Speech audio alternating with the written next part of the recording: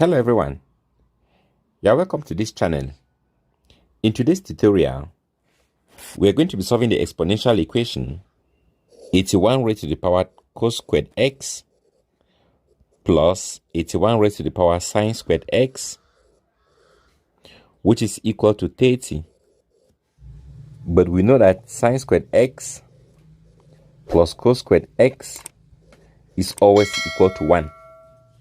And so this implies that sine squared x is equal to 1 minus cos squared x. And so we can write this equation in the form 81 raised to the power cos squared x plus 81 raised to the power 1 minus cos squared x, which is equal to 30. We also know that a raised to the power m minus n is equal to a raised to the power m divided by a raised to the power n, where a is not equal to 0.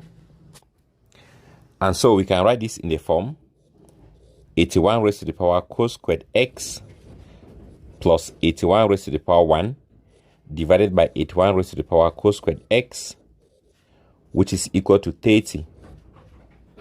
And now if we let 81 raised to the power cos squared x to be equal to t, then we're going to have t plus 81 divided by t must be equal to 30. And now if you multiply both sides by t, we are going to obtain t squared plus 81, which is equal to 30t, which implies that t squared minus 30t plus 81 is equal to 0, which is a quadratic equation. And to solve this quadratic equation, we need two factors of 81 that sum up to negative 30. And these factors are negative 27 and negative 3. And so we can write this in the form t minus 27 multiplied by t minus 3, which is equal to 0. And so this implies that t minus 27 is 0, or t minus 3 is 0. And so we have two values of t, which are t equal to 27 or t equal to 3. But remember, 81 raised to the power cos squared x is equal to t. So this implies that 81 raised to the power cos squared x is equal to 27, or 81 raised to the power cos squared x is equal to 3. Now let's start with the first one.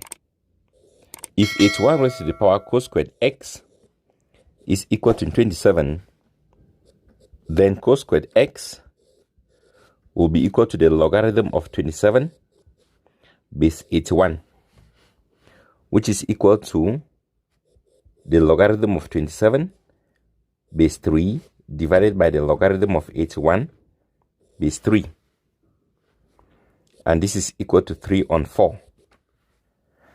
Therefore, we are saying that cos squared x is equal to 3 on 4. And this implies that cos x is equal to plus or minus the square root of 3 on 4, which is equal to plus or minus the square root of 3 divided by 2.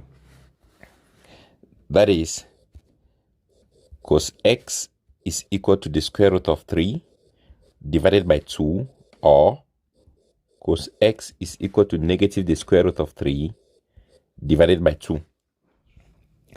But we know that cos inverse of root 3 on 2 is equal to 30 degrees, which is equal to pi on 6.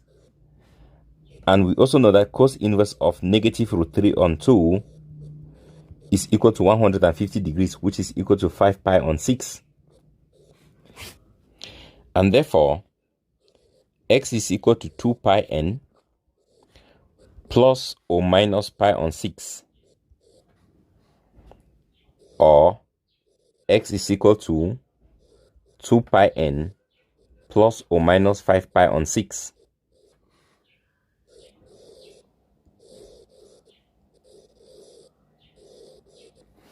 where n is an integer.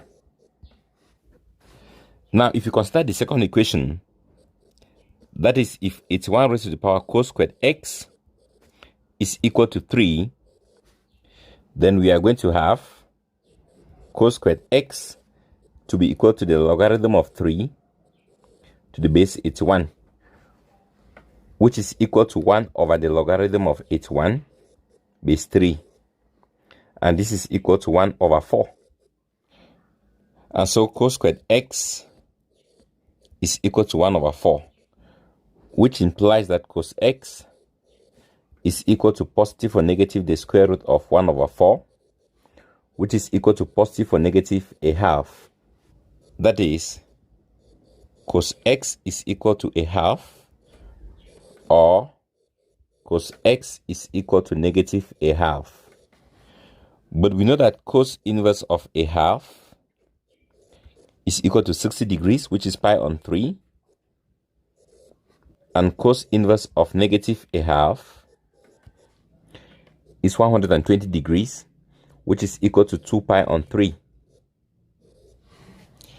And therefore, x is equal to 2 pi multiplied by n plus or minus pi on 3, or x is equal to 2 pi multiplied by n plus or minus 2 pi on 3.